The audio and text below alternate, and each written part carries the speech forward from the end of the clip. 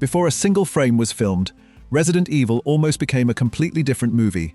Not once, but multiple times over. The version that reached audiences is the survivor of a fierce battle fought entirely behind closed doors, between studios, writers, and wildly clashing visions. The iconic elements fans came to love, Alice, the Hive, the Red Queen, were never part of the original plan. They were born from rejected scripts and abandoned ideas, shaped by bold choices that could have easily gone wrong. And it all began with a horror legend who had a very different film in mind. Number 1. Romero's dark version was rejected. Long before the film found its final shape, a horror legend was already deep into crafting his own version of the story. George A. Romero, the director synonymous with the modern zombie genre through classics like Night of the Living Dead, was hired to write a full screenplay for Resident Evil. His involvement seemed like a perfect match on paper, bringing genuine horror credibility to an adaptation of one of gaming's darkest franchises. Romero's script leaned hard into the survival horror roots of the games. It was darker, more violent, and far less focused on action spectacle than what eventually made it to the screen. The tone was closer to a genuine horror film, tense, brutal, and unforgiving, which is exactly what began to concern the studio. Worries about commercial viability surfaced quickly, and the friction between Romero's vision and what producers wanted became impossible to ignore. The rejection wasn't simply about the script being too faithful to the source material, as has sometimes been reported. Creative disagreements and concerns about marketability played a far bigger role in the final decision. It was a clash of priorities. A filmmaker focused on atmosphere and dread, facing a studio focused on box office returns.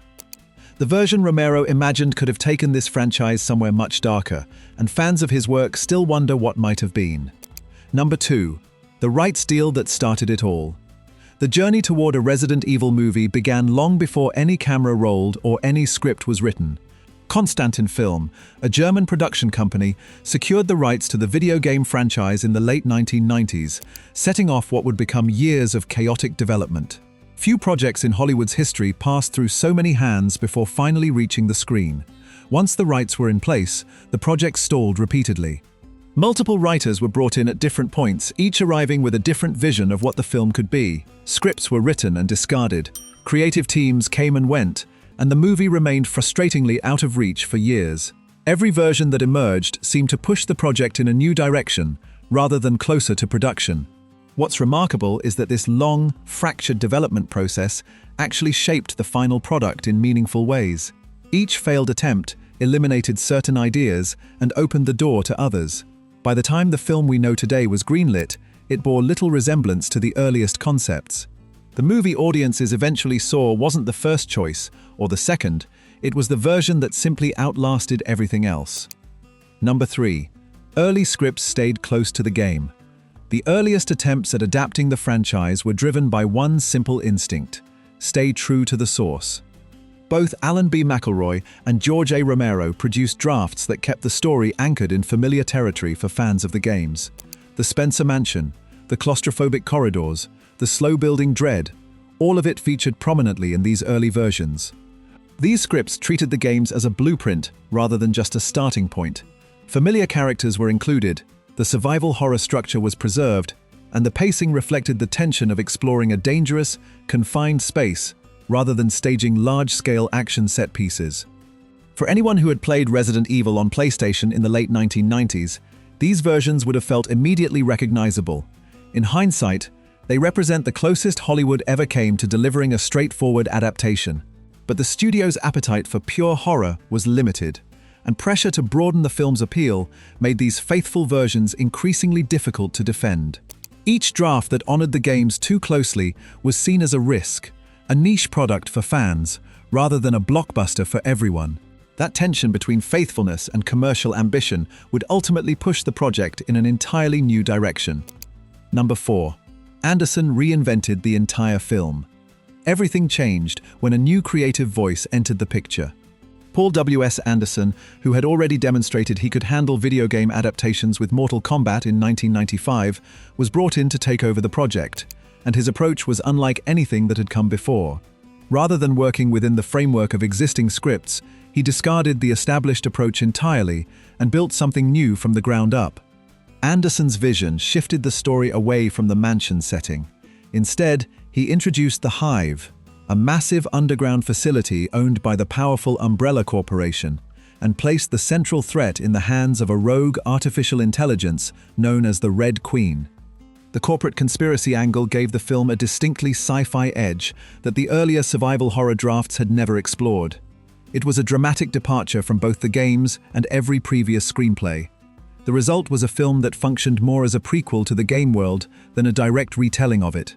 Anderson's reinvention freed the story from the constraints of existing material while still keeping one foot in the franchise's universe.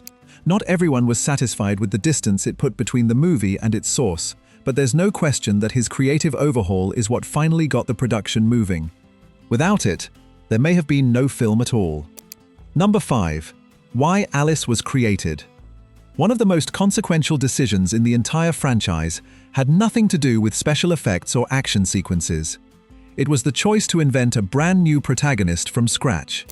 Rather than adapting one of the game's existing heroes, Anderson created Alice, a character with no direct counterpart in the source material. It was a bold move that immediately frustrated fans expecting familiar faces. The reasoning was largely practical. Adapting a beloved game character directly meant inheriting years of established personality, backstory, and fan expectations. Any deviation from the source would have drawn immediate criticism. A new character offered genuine freedom. Alice could be shaped entirely by the needs of the story, without the weight of existing lore pulling against every creative decision. She could evolve, surprise, and develop in ways a game character never could. What Anderson and the studio couldn't have fully predicted was how completely she would come to define the franchise. Milla Jovovich's portrayal turned Alice into something far bigger than a convenient narrative invention. She became the face of an entire series spanning 6 films and nearly 2 decades. The decision to sidestep game canon in favor of an original lead was seen as a compromise at the time, but it ultimately became the franchise's greatest creative asset. Without Alice, there is no Resident Evil film series as we know it. Number 6. The prequel strategy was intentional. There's a quiet cleverness built into the structure of the film that many viewers never fully register while watching it. Rather than retelling a story already familiar to fans of the games, Anderson deliberately positioned his version as a prequel, a story set before the events players already knew. It was a strategic choice that gave the production far more room to operate than a direct adaptation ever could have. By setting the film in the hours leading up to the outbreak rather than during it, the movie avoided direct comparison to the game's established plot points. Newcomers had no prior knowledge to measure it against, while fans understood the context without needing it explained. Both audiences could watch the same film and experience it differently, which is a rare balancing act for any adaptation to pull off. The approach also allowed for genuine suspense around outcomes. Characters could be placed in real danger because their fates weren't already written in a game players had completed years earlier. That uncertainty made the stakes feel authentic in a way a straight retelling couldn't have managed.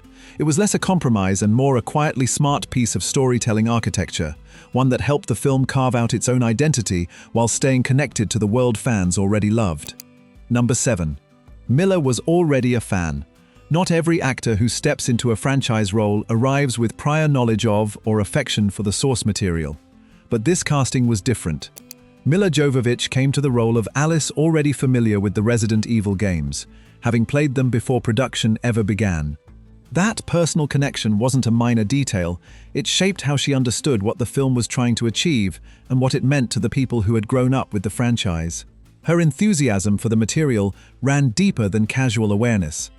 Jovovich engaged with the project as someone who genuinely wanted to honor the spirit of the games, even within a story that had moved away from their specific plot. That investment translated into a performance anchored by commitment rather than detachment. She wasn't simply playing a character, she was inhabiting a world she already cared about. What followed went far beyond a single film. Jovovich became the creative and physical center of a franchise that stretched across 6 movies and more than 15 years. She performed many of her own stunts, developed Alice's identity across multiple installments, and remained the constant thread holding an evolving series together. Her involvement transformed what could have been a disposable action role into something genuinely iconic, proof that casting the right person for the right reasons can define an entire franchise. Number 8. Michelle Rodriguez wanted in early. Some actors wait for the phone to ring, others make sure it does. Long before the cast was formally assembled, Michelle Rodriguez made it known she wanted to be part of the project. She pushed her way into consideration at a time when many roles were still undecided, bringing the same intensity to the audition process that she would eventually bring to the screen. Her energy and presence shaped the character of Rain in ways that a more passive casting process might never have produced. Rain wasn't designed on the page as the most dominant personality in the room, but Rodriguez's natural forcefulness made her impossible to ignore. The character gained an edge and a physicality that elevated her beyond a supporting role, adding real aggression and urgency to the team dynamics at the film's core. That kind of casting influence is rarely discussed alongside the more visible behind-the-scenes stories, but it matters enormously. When an actor fights to be part of a project, they often bring ownership to the role that shows on screen. Rodriguez's Rain became one of the film's most memorable characters, sharp, dangerous, and compelling in ways that felt entirely authentic. Her early push to be involved didn't just land her a role, it changed the texture of the film itself. Number 9. The Hive used real locations. Creating a convincing underground facility on a film budget is no small challenge, but the production found an elegant solution that added genuine authenticity to the finished film. Rather than constructing the entirety of the Hive from scratch, the crew filmed significant portions of it in real Berlin locations, using existing architecture to build an environment that would have been far more expensive and far less convincing if built entirely on a soundstage. Berlin's industrial spaces offered something a constructed set rarely can: a sense of genuine history and weight. Real corridors, real materials, real imperfections, all of it contributed to an atmosphere that felt lived in and believable rather than assembled for a camera. The claustrophobic tension that defines so much of the film's first half owes a real debt to the actual spaces audiences were watching, even if most never knew it. The decision also reflected a broader production philosophy: find what exists, use it honestly, and add what's necessary, rather than building everything from nothing. Blending real locations with constructed sets created a seamless visual environment that held together under scrutiny. For a film asking audiences to believe in an entire underground world, that commitment to tactile reality was more valuable than any amount of digital enhancement could have been. Number 10. Bunkers inspired the Hive design. Every great fictional environment needs a visual logic that makes it feel like it could actually exist, and the Hive has that in abundance. The film's production designers drew direct inspiration from real nuclear bunkers when developing the look of Umbrella's underground facility. The result was an environment built on genuine structural principles: sealed blast doors, pressurized corridors, functional layouts designed for containment rather than comfort. Those references gave the design team a foundation that felt immediately believable. Nuclear bunker architecture carries an inherent oppressiveness. It was built to keep things in or out, never to put anyone at ease. Transplanting those qualities into the Hive made the facility feel like a place with real purpose and real danger, rather than a generic sci-fi backdrop dressed up with flashing lights and computer screens. The environment ends up functioning almost as a character in its own right. The deeper the team moves through the Hive, the more suffocating and hostile it becomes, and that escalation is directly tied to the design logic borrowed from real-world bunker architecture. Audiences feel the walls closing in, because the space was designed around the psychology of confinement long before a camera ever pointed at it. It's the kind of invisible craft that separates a memorable film world from a forgettable one. Number 11. One vision shaped the look. When a single creative mind oversees both the costumes and the production design, something unusual happens to a film's visual identity. It develops a coherence that committee-driven productions rarely achieve. That's exactly what happened here.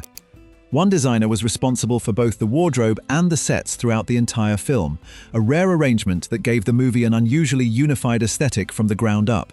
The practical effect of this unified approach is visible in almost every frame.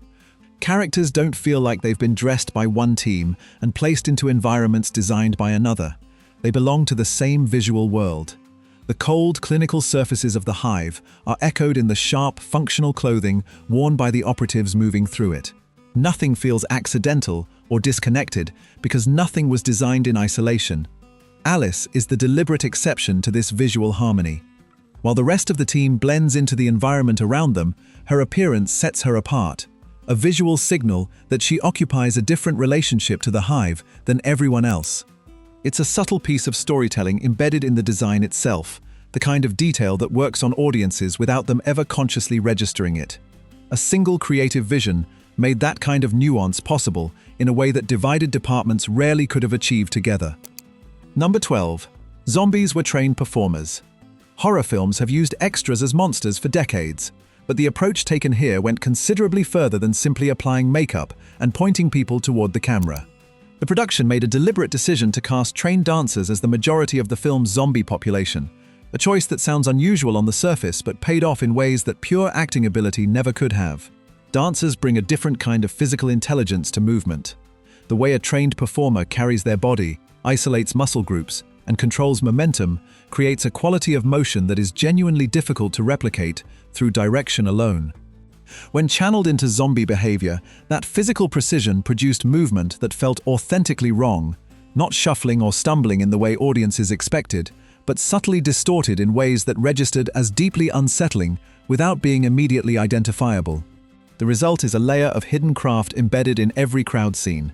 Each zombie moves with its own internal logic, a specific distortion that distinguishes it from the others, creating a population of threats that feel genuinely varied rather than copy-pasted. Most viewers never consciously notice this detail while watching, which is precisely how it's supposed to work. The most effective choreography in a horror film is the kind that leaves the audience unsettled long after the credits roll, without them ever understanding exactly why. Number 13. The poster sold a different movie.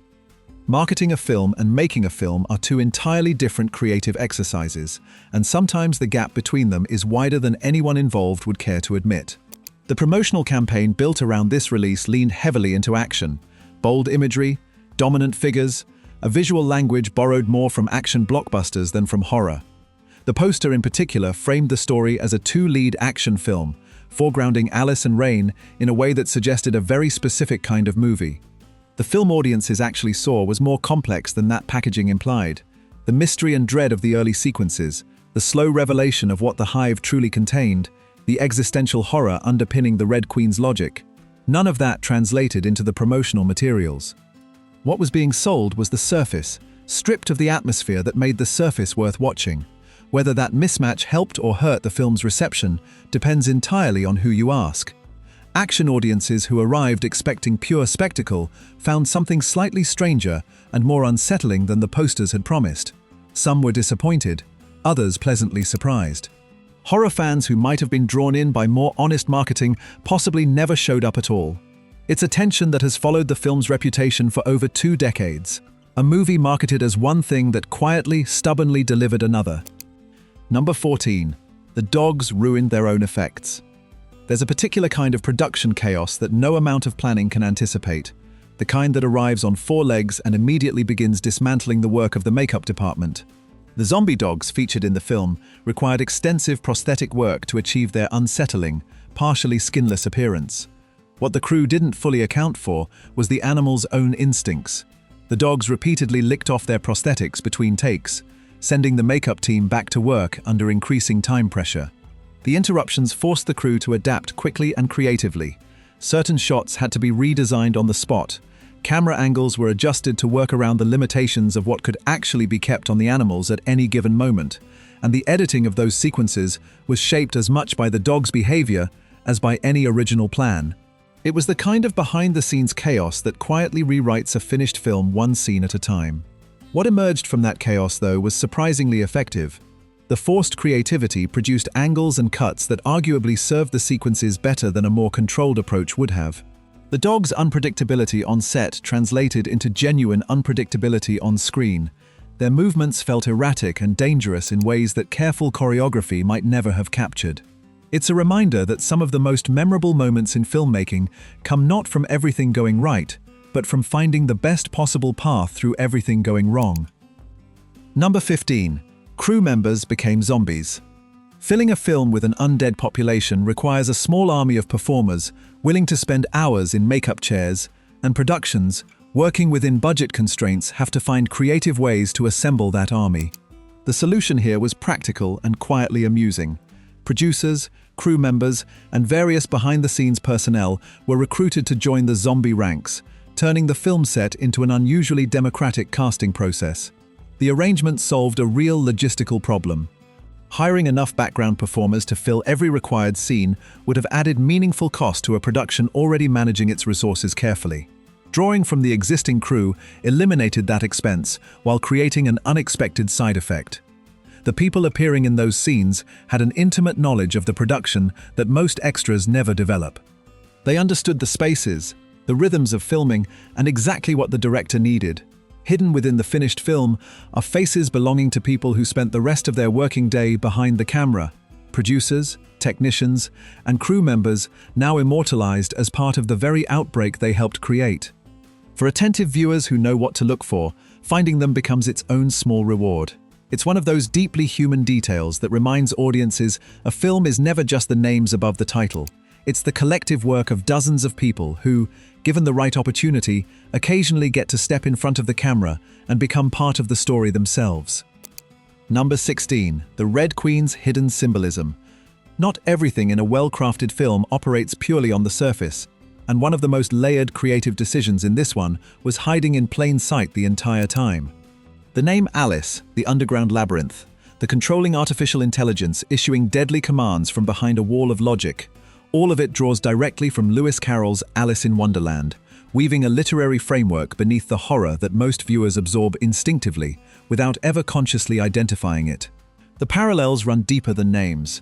Just as Carroll's Alice finds herself in a world governed by absurd, arbitrary authority, the film's Alice wakes with no memory and must navigate an environment ruled by a system that prioritizes its own survival above all human considerations.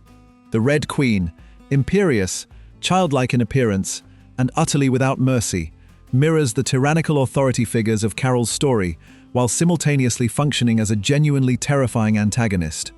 What makes this layer of meaning so effective is that it rewards attention without demanding it. Viewers who never register the connection still experience the film perfectly well. Those who do notice it find a richer, more deliberate piece of storytelling than the genre surface would suggest. It reframes the film's central conflict as something archetypal, a young woman stripped of identity, trapped in an impossible world, fighting a system designed to keep her exactly where it wants her. That's not just horror, that's a story humans have been telling for centuries, and its presence here elevates the entire film. Number 17. The Licker was a hybrid effect. Bringing a creature from a video game to life on screen is an exercise in managed expectations. Fans arrive with a precise mental image, and the gap between imagination and execution can be brutal. The Licker, one of the most recognizable monsters from the game series, presented exactly that challenge. The solution was a hybrid approach that combined practical physical elements with digital animation, each covering for the other's limitations in ways neither could have managed alone. Physical elements were used wherever tactile presence mattered most. The weight of the creature moving through a space, the texture of surfaces it interacted with, the reactions of actors who needed something real to respond to. Digital work took over for movement and behavior that practical methods couldn't convincingly produce at the time. The seams between the two approaches were hidden through deliberate lighting choices and editing rhythms that kept the creature in a perpetual state of almost seen. The result holds up better than many effects from the same era, precisely because it was never entirely dependent on digital technology that aged quickly. The practical foundation gave it a physical credibility that pure CGI creatures from the early 2000s often lack in retrospect. Adapting a game monster for the screen is always a compromise between what the audience imagined and what production can deliver, but the Licker came closer to bridging that gap than most would have expected. The craft and ingenuity behind that illusion remains a quietly impressive achievement for its time. Number 18. The soundtrack targeted a subculture. A film's soundtrack does more than fill silence. It positions the movie within a cultural moment, signaling to specific audiences that this story was made with them in mind. The music assembled for this release was a precisely aimed piece of cultural targeting, drawing from the industrial and metal scenes that dominated the early 2000s alternative landscape. Marilyn Manson, Slipknot, and similar artists gave the film a sonic identity that spoke directly to a generation already primed for aggressive, dark entertainment. The industrial influences were particularly well suited to the film's environment. The grinding, mechanical quality of that genre mirrors the cold functionality of the Hive itself, music that feels engineered rather than performed, built from components rather than played from instinct. Marco Beltrami and Marilyn Manson collaborated on original score elements that extended this aesthetic throughout the film, creating a continuous audio texture rather than simply dropping licensed tracks over the action. That targeting paid dividends that extended well beyond the theatrical run. The soundtrack became an artifact of early 2000s alternative culture in its own right, keeping the film embedded in the memory of a generation that grew up with both the music and the movie as part of the same cultural identity. Long after the initial release, the sound of that score remains immediately evocative, transporting listeners directly back to a very specific moment in time. Music, more than almost any other element, is what makes a film feel truly of its era, and this one captured its moment with remarkable precision. Number 19. The laser scene changed everything. There are moments in films that rewrite the rules of the world they're set in, scenes that communicate something fundamental about how this particular story operates. The laser hallway sequence is exactly that kind of scene, and its placement early in the film is no accident. Within minutes of the audience meeting the commando team, the most capable-looking member among them is eliminated with clinical precision, without warning, without ceremony, and without any opportunity for heroism. The message is immediate and irreversible. No one is safe here. Plot armor. The invisible protection audiences instinctively extend to characters who seem important, is dissolved in a single sequence. Every subsequent scene carries more weight because of what that moment established. When characters are in danger, the audience believes it, because they've already seen the film demonstrate that danger is real and consequence is absolute. What makes the sequence so enduringly effective is its restraint. There's no dramatic build-up, no telegraphed threat, no chance to prepare emotionally. The horror arrives geometrically, almost beautifully, in a way that's as visually arresting as it is genuinely shocking. It's the film announcing its own terms. This is not the kind of story where competence guarantees survival. That single scene did more to establish tension for the remaining runtime than any amount of atmospheric setup could have achieved, and it remains one of the most discussed and celebrated sequences in the entire franchise's long history. Number 20. The laser scene used real effects. Behind one of the most iconic moments in the franchise lies a piece of practical filmmaking craft that deserves far more attention than it typically receives. The laser hallway sequence, already remarkable for its storytelling impact, was built on a foundation of physical effects work, using detailed wax models to achieve the visceral results that made the scene so arresting. These weren't rough stand-ins. They were precisely constructed to match the actors in specific, carefully choreographed moments.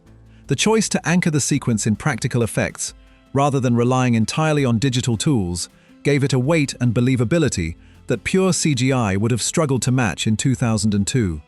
The physical models interacted with the light in ways that felt genuinely real, because they were genuinely real. Materials behaving according to actual physics, rather than simulated approximations. CGI was used to support and extend the sequence, but the foundation was always tactile and physical. That commitment to practical craft is a significant reason why the scene continues to hold up, decades after its release. Many effects-heavy sequences from the same era have dated visibly, their digital elements exposing themselves to modern eyes trained on more sophisticated technology. The laser corridor has aged comparatively gracefully because its most crucial moments were built in the real world. It's a lesson the industry has returned to repeatedly in the years since, that practical effects, used thoughtfully alongside digital tools, consistently produce results with a staying power that neither approach achieves when working alone. Number 21. Most effects came from London. The visual landscape of the film, its digital creatures, its environmental destruction, its seamless blending of real and constructed spaces, was largely built thousands of miles from where the cameras were rolling. The bulk of the visual effects work was produced in London, primarily through Framestore, a studio that had already established itself as one of the most technically capable facilities in the world. That concentration of talent in a single location gave the effects a consistency that distributed productions often struggle to maintain. London's effects industry in the early 2000s was operating at a genuinely high level, driven by a wave of ambitious productions that had pushed the city's facilities to develop tools and techniques that were still cutting edge at the time. The teams working on this film were navigating relatively young digital technology. software, and rendering pipelines that were advancing rapidly but still carried significant limitations compared to what the industry would develop in subsequent years. What they produced within those constraints shaped the visual identity of an entire franchise. The choices made in those London facilities, how creatures moved, how environments were extended, how practical and digital elements were married together, established a template that the sequels would build upon and refine. It's easy to take visual effects for granted when they're working well, which is precisely the position most of this film's effects occupy. The craft is invisible because it's effective, and the people responsible for that invisibility were quietly laying the groundwork for everything the franchise would later become. Number 22. A major actor, almost joined. Casting decisions that never happened rarely make headlines, but occasionally, the near misses are fascinating enough to demand attention. Before the role of the film's male lead was finalized, the production came remarkably close to casting someone whose involvement would have fundamentally altered the tone and reception of the finished film. The role of Matt Addison, which ultimately went to Eric Mabius, was at one point being seriously considered for a significantly higher profile actor. The identity of that actor and the specifics of how close the negotiation came have circulated in various forms over the years, but the implications are worth sitting with regardless. A more recognizable face in that role would have shifted the audience's relationship to the character immediately, bringing prior associations, expectations, and star power that Mabius, as a relative unknown, simply didn't carry. Whether that would have strengthened or weakened the film is genuinely debatable. There's a strong argument that the casting that actually happened served the story better. Matt Addison works partly because the actor playing him doesn't arrive with baggage. He can be whoever the film needs him to be without the audience mapping a previous performance onto him. High-profile casting brings attention and credibility, but it also brings noise. Sometimes the most effective choice is the one that keeps the audience inside the story rather than momentarily outside it, thinking about where they've seen that face before. In this case, the unknown quantity turned out to be exactly the right call. Number 23. The Red Queen casting connection. The eerie, precise quality of the Red Queen's presence in the film didn't emerge from an open casting search. It came from an existing relationship. The voice and appearance behind one of the franchise's most memorable characters was shaped by a prior working connection between the director and the performer, a factor that quietly influenced one of the film's most important creative decisions before the formal casting process ever began. The Red Queen required something very specific, a quality of cold, inhuman authority delivered through a childlike exterior. That combination is genuinely difficult to cast, because it demands a performer capable of expressing menace without the conventional physical or vocal tools adults typically use to project threat. The familiarity between director and performer allowed for a level of trust and creative shorthand that an audition process with a stranger rarely produces. The result is a character who remains one of the film's most distinctive and unsettling elements, more than 2 decades after release. The Red Queen's delivery, measured, precise, completely devoid of emotional negotiation, set a standard for artificial intelligence antagonists that subsequent films in the franchise spent years trying to recapture. That particular combination of innocence and absolute authority works as well as it does because the right person was found for the role, through the right circumstances, at exactly the right moment. It's a small decision with an outsized impact on everything that followed. Number 24. Critics versus audience split. Few films from the early 2000s illustrate the gap between critical reception and audience response quite as vividly as this one. When it arrived in cinemas in March 2002, professional reviewers were largely dismissive, pointing to thin characterization, a prioritization of style over substance, and a perceived disrespect for the source material. The critical consensus was not kind, and by conventional measures, the film should have underperformed. It didn't. Audiences turned out in numbers that the reviews had no power to suppress, responding to exactly the qualities critics had dismissed: the kinetic energy, the visual inventiveness, the unapologetic commitment to entertainment over prestige. The film earned over $100 million worldwide against a production budget of roughly $33 million, a return that made the business case for a sequel essentially unanswerable. The math was simple and decisive. What that split reveals is something the film industry has had to reckon with repeatedly since. Critical opinion and audience appetite are not the same conversation. A film can fail on the terms critics apply and succeed entirely on the terms audiences care about. The commercial performance didn't just enable the sequels, it validated an entire approach to genre filmmaking that the reviews had written off. Audiences decided what this franchise was worth, and their answer echoed across 6 films and more than 2 decades of continued cultural presence. No review, however dismissive, could argue with that kind of staying power. Number 25. Multiple versions still exist. The film that played in cinemas in 2002 was not identical in every market, and the version most people remember may not be the one that exists in every archive. Different cuts were produced to satisfy varying ratings requirements across international territories, with content adjusted to meet the specific thresholds of different classification systems. The result is a film that technically exists in multiple forms, with variations that range from minor trims to more substantive differences in how certain scenes were constructed.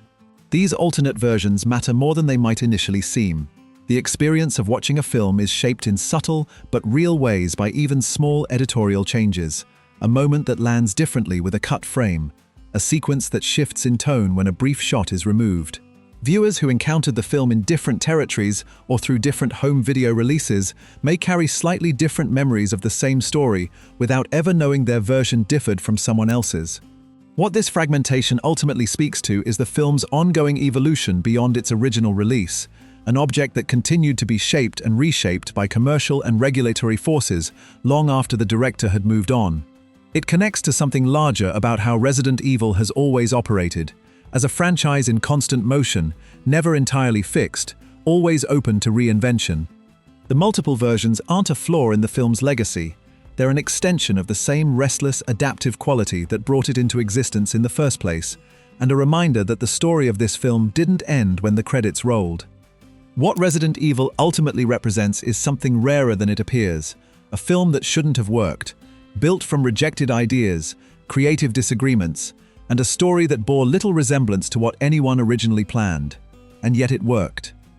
The franchise it launched, the protagonist it invented, the iconic moments it created, none of it was inevitable. All of it was earned through a chaotic process of reinvention that could have collapsed at any point along the way. The secrets behind it make the finished film more impressive, not less. Every compromised effect, every near-miss casting decision, every behind-the-scenes accident that forced a creative solution, each one contributed something to what audiences eventually saw on screen. The film's greatest strengths weren't engineered from a position of certainty. They were discovered in the gaps between what was planned and what was possible. If any of these hidden stories changed how you see the film or the franchise it became, hit like and subscribe so you never miss another deep dive like this one. And drop a comment below telling us which secret surprised you the most. We read every single one.